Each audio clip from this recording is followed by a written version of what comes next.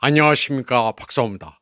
테헤란은 사우디아라비아, 바레인, 카타르, 아랍에미리트, 요르단이 미국과 이스라엘의 불법적인 공격에 공모했다고 비난했습니다. 이란은 미국과 이스라엘의 침략을 가능하게 한 책임을 물어 5개 아랍 국가에 배상을 요구하고 있습니다. 이란은 미군 기지를 운영하는 아랍 5개국의 자국 영토에 대한 미국과 이스라엘의 공습을 두고 배상금을 지불할 것을 요구했습니다. 아미르 사이드 이라바니 주 유엔 이란 특사는 안토니오 구테레스 유엔 사무총장에게 보낸 서한에서 사우디아라비아, 바레인, 카타르, 아랍에미리트, 요르단이 미국이 자국 영토를 이용해 이란을 공격하는 것을 허용했다고 밝혔습니다. 일부 국가에서는 민간 시설을 겨냥한 불법 무장 공격에 직접 가담했다고 주장했습니다. 이라바니는 아랍 국가들이 이란 이슬람 공화국이 국제적으로 위법한 행위로 인해 입은 모든 물질적, 정신적 피해에 대한 보상을 포함해 완전한 배상을 해야 한다고 말했습니다. 그는 또한 그러한 행위로 인해 그들이 국제법에 따라 이란에 대한 국제법 의무를 위반했으며 따라서 국제적 책임을 져야 할 상황에 놓였다고 설명했습니다. 아랍권 5개국은 지금 전전긍긍하고 있습니다. 직간접적으로 미국과 이스라엘을 거들었기 때문에 이들 나라는 거의 이란의 보복을 받았습니다. 아랍 5개국은 미군 기지도 많습니다. 이란을 향해 전투기를 발진했던 미군 기지는 10여 개가 초토화 됐습니다. 앞으로 중동의 지형은 확 바뀌게 됩니다. 미국이 중동에서 전혀 힘을 못 쓰고 패퇴하면서 앞으로는 이란에 잘 보여야 합니다. 다음 소식입니다. 홍해 항로 혼란을 우려한 사우디아라비아가 트럼프 대통령에게 이란 봉쇄 해제를 압박하고 있다는 보도가 나왔습니다. 사우디아라비아는 미국의 해상 봉쇄에 대한 보복으로 이란이 후티 반군의 도움을 받아 바브 알 만답 해협을 폐쇄할 수 있다고 경고했습니다. 이는 홍해를 통한 사우디아라비아의 석유 수출에도 심각한 영향을 미칠 수 있습니다. 사우디아라비아가 미국의 호르무즈 해협 봉쇄를 폐지하고 협상 테이블로 복귀할 것을 촉구한 것으로 알려졌습니다. 아랍 국가 정부 관계자들은 월스트리트저널과의 인터뷰에서 트럼프 대통령이 해협 폐쇄 조치가 이란의 긴장 고조를 유발하고 다른 주요 해상 수송로를 방해할 수 있다고 우려를 표명했습니다. 이번 봉쇄는 이미 어려움을 겪고 있는 이란 경제에 더욱 압력을 가하기 위한 것입니다.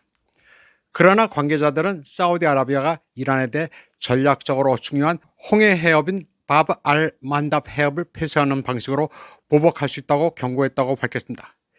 이 해협은 사우디 석유 수출의 일부의 필수적인 통로입니다.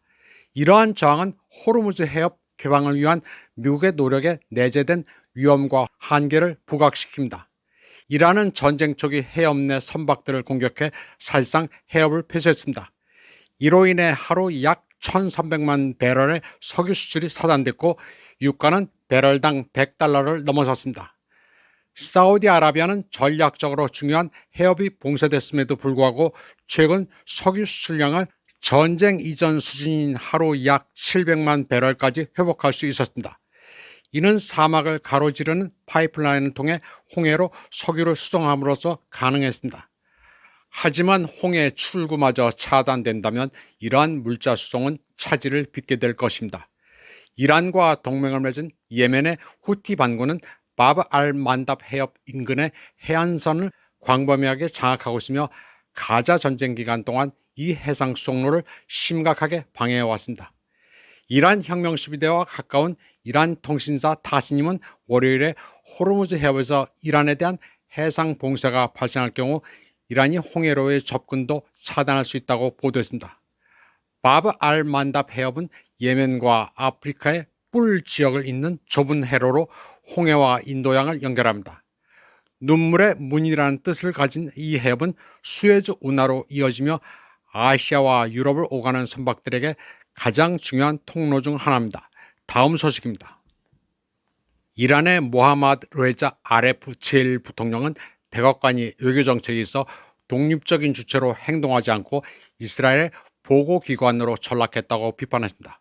아레프는 X 계정에 올린 글에서 이와 같은 발언을 했는데 이는 이스라엘 총리 네타냐후가 전날 미국 부통령 JD 벤스가 매일 그렇듯 이슬람마바드에서 돌아오는 길에 나에게 보고했다고 말한 데 따른 것입니다. RF는 역사상 처음으로 한 정부의 고위 관료가 다른 국가 원수에게 이를 브리핑을 하고 있다고 말했습니다. 벤스 부통령이 현 행정부가 매일 하는 것처럼 이란과의 협상에 대한 최신 정보를 상세하게 제공했다고 레자 RF는 밝혔습니다. 일부 논평가들은 이는 미국과 이란이 전쟁의 영구적인 해결책을 모색하기 위한 협상을 진행하는 동안 이스라엘이 실질적인 주도권을 쥐고 있다는 것을 의미한다고 비판했습니다. 다음 소식입니다.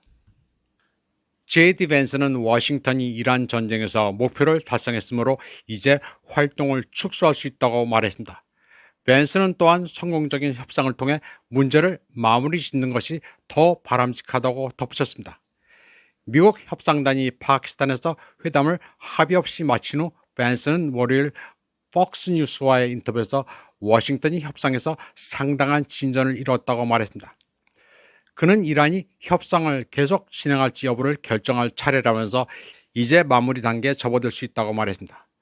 벤스는 추가 회담이 있을지, 최종적으로 합의에 도달할 수 있을지는 전적으로 이란에 달려있다고 생각한다고 말했습니다. 벤스에 따르면 주말 동안 이슬람마바드에서 열린 회담은 특히 이란의 핵물질 제거와 향후 우라늄 농축 방지 조치에 대한 미국의 요구와 관련해 어느 정도 진전을 보였다고 합니다. 한편 이란 의회 국가안보 외교정책위원회 위원장인 에브라임 아지즈는 휴전 관련 전제조건 논의가 있었음에도 불구하고 테헤란은 워싱턴의 의도에 대해 여전히 깊은 회의감을 갖고 있다고 밝혔습니다. 그는 미국을 신뢰하지 않는다면서 오만과 식민주의를 핵심 원칙으로 삼는 국가가 약속을 지킬 것이라고 믿을 수 있겠느냐고 반문했습니다. 이번 방송은 여기까지 하겠습니다. 시청해주신 여러분 감사합니다.